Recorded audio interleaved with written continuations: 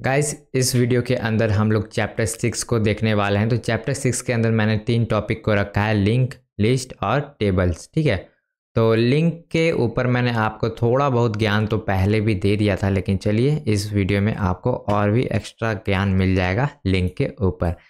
तो मैं यहाँ पे चैप्टर 5 के बाद चैप्टर 6 के लिए एक फोल्डर बना लेता हूँ, चैप्टर 6, और फटाफट से index.html और यहाँ पे लिख लेते हैं टाइटल में चैप्टर 6। ठीक है, सेव करेंगे और यहाँ पे सबसे पहले हम लोग एक लिंक बनाएंगे। ठीक है, तो लिंक मैं बना लेता हूँ ए टैग, और यहाँ पे मैं एक URL देता हूँ dosomecoding.com। ठीक है, और यहाँ पे मैं लिख देता हूँ डू सम कोडिंग। ठीक है, तो ये जो आप URL देख रहे हो, जैसे यहाँ पे मैंने प्रोवाइड किया है href, तो ये एक एट्रीब्यूट है जहाँ पे आप लोग URL प्रोवाइड करते हो। तो अभी अगर मैं इसको खोलूँ, ठीक है, ओपन विद लाइव सर्वर करूँ, तो यहाँ पे आप देखोगे कि मेरा लिंक यहाँ पे शो हो रहा है। लेकिन आप एक चीज़ और नोटिस करोगे कि ये जो लिंक है इसका जो कलर है वो ब्लू है। तो बाय डिफ़ॉल्ट यहाँ पे जो HTML होता है उसके अंदर आपका जो भी लिंक होता है वो ब्लू कलर असाइन रहता है, तो यानी इसका स्टाइलिंग ब्लू कलर है। तो अगर मैं इसको इंस्पेक्ट करूँ और इस पर क्लिक करूँ तो इसका स्टाइलिंग भी दिखता है, लेकिन यहाँ पे अभी नहीं दिख रहा है। कोई नहीं, हाँ यहाँ पे देखिए ब्लू कलर है ना, ये वाला। ठीक है, तो इसको अभी रहने देते हैं, स्टाइलिंग पे फोकस नहीं है हमारा। तो अभी क्या होता है कि जैसे मैं लिंक पे क्लिक करता हूँ तो ये क्या होता है, मुझे उसी टैब में खुल जाता है। तो हमें कैसा बिहेवियर चाहिए कि ये दूसरे टैब में खुले, तो उसके लिए हम लोग टारगेट असाइन कर सकते हैं, टारगेट।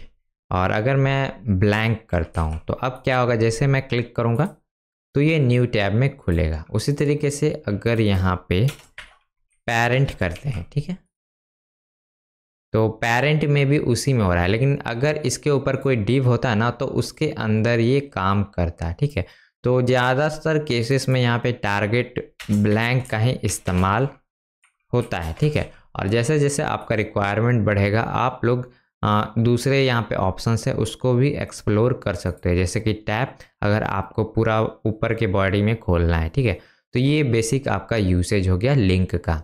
ठीक है, अब लिंक के बाद देखते हैं लिस्ट। तो लिस्ट यहाँ पे 2 टाइप के होते हैं, एक अनऑर्डर्ड लिस्ट होते हैं और एक होता है ऑर्डर्ड लिस्ट। ठीक है, तो लिस्ट में बेसिकली हम लोग को कुछ डेटा दिखाना होता है ना, तो हम लोग वो करते हैं। तो मैं यहाँ पे कुछ डेटा लिखना चाहता हूँ। ठीक है, तो पहले हम लोग एक अनऑर्डर्ड लिस्ट बनाएंगे। ठीक है, तो अनऑर्डर्ड लिस्ट के लिए यहाँ पे UL टैग यूज़ होगा, और उसके बाद इसके आइटम्स को हम लोग लिख सकते हैं LI टैग यानी लिस्ट टैग में, और यहाँ पे मैं लिखूँगा HTML, दूसरा मैं लिखूँगा CSS, और तीसरे में लिखूँगा जावा स्क्रिप्ट। ठीक है, और इसे सेव करने के बाद अब आप देखोगे कि यहाँ पे डॉट डॉट डॉट आ रहा है, तो ये आपका असाइन कर रहा है कि ये अनऑर्डर्ड लिस्ट है। और इसमें आप चाहो तो स्टाइल भी कर सकते हैं, अगर इसका अलग करना चाहते हो तो मैं लिखूँगा लिस्ट स्टाइल, और यहाँ पे मैं लिखता हूँ और भी टाइप होंगे, जैसे कि स्क्वायर। देखिए यहाँ पे जो स्क्वायर हो गया, तो बेसिकली इसका कोई यूज़ नहीं करता, लेकिन मैं आपको बता देता हूँ। तो ये जो प्रॉपर्टी है वो आपका CSS की प्रॉपर्टी है। ठीक है, ये आप ध्यान रखोगे। ये आपका UL हो गया, और इसी को अगर हम लोग ऑर्डर वाइज करना चाहते हैं, जैसे 1 2 3 ऐसा कुछ करना चाहते हैं, तो यहाँ पे O लगा देंगे तो ऑर्डर्ड लिस्ट बन जाएगा। तो आप देखो यहाँ पे 1 2 3 आ गया। और उसी तरीके से अगर इसका टाइप हम लोग एडजस्ट कर देंगे, टाइप, तो टाइप में हम लोग A लिखेंगे तो इस टाइप से आएगा, B लिखेंगे तो A छोटा लिखेंगे तो छोटा वाला आएगा, और अगर रोमन दिखाना है तो I, और बड़ा I करेंगे तो बड़ा रोमन। ठीक है, तो इस टाइप से यहाँ पे टाइप हम लोग असाइन कर सकते हैं। ठीक है, तो यहाँ पे 2 टाइप के थे जो कि मैंने आपको सारा लिस्ट का टाइप बता दिया। ठीक है, अब चलिए देखते हैं टेबल्स। तो टेबल्स आप लोगों ने देखा हो कि बड़े बड़े जो डेटा सेट होते हैं वो उसके लिए यूज़ होते हैं। जैसे कि आप लोगों ने एक्सेल सीट देखा होगा, तो एक्सेल सीट अगर आपने नहीं देखा तो मैं सर्च करके दिखाता हूँ, एक्सेल इमेजेस। तो ये एक एक्सेल सीट है, ठीक है। अगर मैं सॉरी वेबसाइट नहीं खोलते हैं, इमेज, तो यहाँ पे आप देखो ये डिफरेंट कॉलम है, ये ऊपर नीचे इसे कॉलम बोलते हैं, और ये जो देख रहे हैं इधर से इधर जा रहा है इसे हम लोग क्या बोलते हैं, रोज, ठीक है। तो आपका जो टेबल होता है उसमें कॉलम होते हैं ऊपर से नीचे तक, और साइड से लेफ्ट टू राइट आपका क्या होता है, रोज होता है, ठीक है। तो मान लीजिए कि इसमें अगर आपको गिनना है कि कॉलम्स कितने हैं, तो कितने हैं, 1 2 3 4 5 6 7 8 9 10 11, यानी अभी फ़िलहाल मुझे 11 कॉलम विजिबल है। और उसी तरीके से अगर किसी को रो गिनना है तो कितना है, 1 से लेके 15 तक इसमें अभी फ़िलहाल विजिबल है। तो हमें बेसिकली HTML के ऊपर इसी टेबल को बनाना है, ठीक है।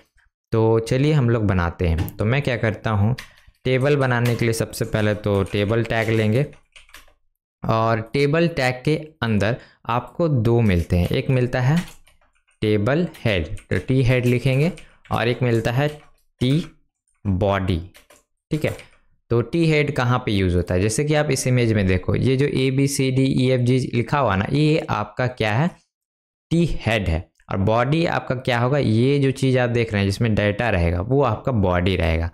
तो मैं यहाँ पे आपको कुछ लिख के दिखाता हूँ। तो टी हेड के अंदर मैं एक टेबल रो क्रिएट करता हूँ। तो रो मैं क्यों क्रिएट कर रहा हूँ, क्योंकि ये जो चीज़ आप देख रहे हो ये भी एक रो ही है, इधर से आप देखो ना तो ये रो है, और इसके अंदर हम लोग को मिलता है TH टैग, जहाँ पे हम लोग हेडर का लिख सकते हैं। तो हम लोग को क्या बनाना है, ABCD करके बनाना है, ठीक है। तो ABCDE तक बनाते हैं, ठीक है, ABCD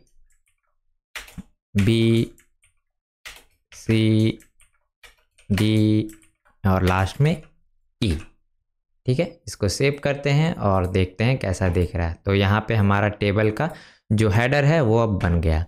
और उसी तरीके से अब टेबल बॉडी में चलते हैं। तो यहाँ बॉडी के अंदर भी आप देखोगे, इमेज कहाँ गया, यहाँ पे भी एक रो है, तो हम लोग को भी रो बनाना होगा।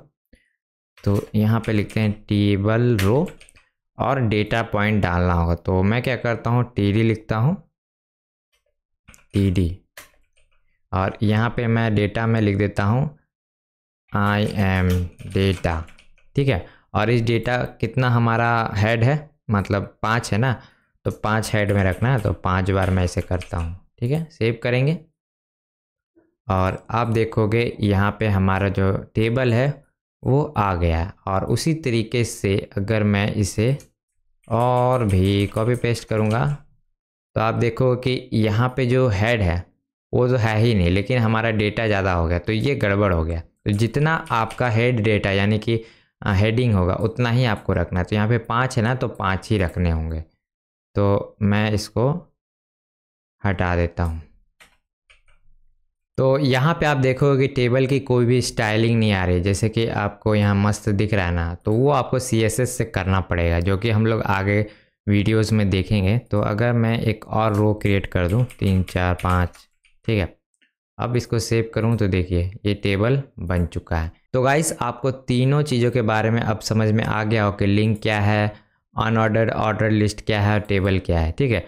और अगर आपको टेबल का आइडिया नहीं लग रहा है अभी भी, तो मैं आपको एक बार रिवीजन करा देता हूँ। तो यहाँ हम लोगों ने सबसे पहले क्या किया, एक लिंक बनाया, और लिंक के ऊपर टारगेट असाइन किया कि किस टैब में हमें खोलना है। उसके बाद हम लोगों ने यहाँ पे असाइन किया कि हमारा जो लिस्ट ऑर्डर्ड होगा कि अनऑर्डर्ड होगा। और अनऑर्डर्ड लिस्ट में क्या होता था कि हमारा यहाँ पे डॉट डॉट डॉट करके दिखता था, ठीक है। और ऑर्डर लिस्ट में हमारा नंबरिंग आता था 1 2 3 4 5 6 ऐसा कुछ, ठीक है।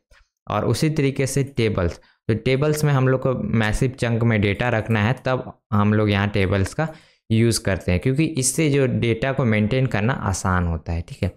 तो इस टाइप से हम लोगों ने देखा। और टेबल हेड के अंदर हमें ऊपर ABCD जो चीज़ है वो हमारा जाएगा। उसी तरीके से टेबल हेड को असाइन करने के लिए पहले हम लोगों ने एक रो बनाया जिसमें ये रो है पूरा यहाँ से यहाँ तक, और उसके अंदर हम लोगों ने क्या किया, टेबल हेड का नाम रखा। तो अगर मैं यहाँ पे अपना नाम लिख दूँ अंशु, तो आप देखोगे यहाँ पे चेंज हो गया। तो ये हमारा टेबल हेड है। उसी तरीके से टी बॉडी यानी टेबल बॉडी। तो ये जो चीज़ आप देख रहे हैं यहाँ से यहाँ, ये टेबल बॉडी के अंदर आता है और हर टेबल बॉडी के अंदर एक रो है। ये जो चीज़ देख रहे हैं एक रो है, ये एक चीज़ है रो है, और हर रो के अंदर टेबल डेटा है। तो इसके लिए एक डेटा ये असाइन है, ये वाला असाइन है, तो बी के लिए ये है, सी के लिए ये है, डी के लिए ये है।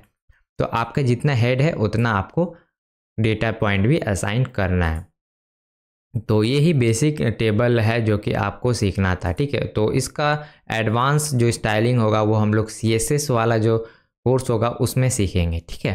तो होप से आपको ये जो चैप्टर्स है, चैप्टर 6 के सारे कॉन्सेप्ट समझ में आ गए हैं। और नेक्स्ट चैप्टर में हम लोग चैप्टर 7 देखेंगे कि उसमें क्या क्या HTML के कॉन्सेप्ट है।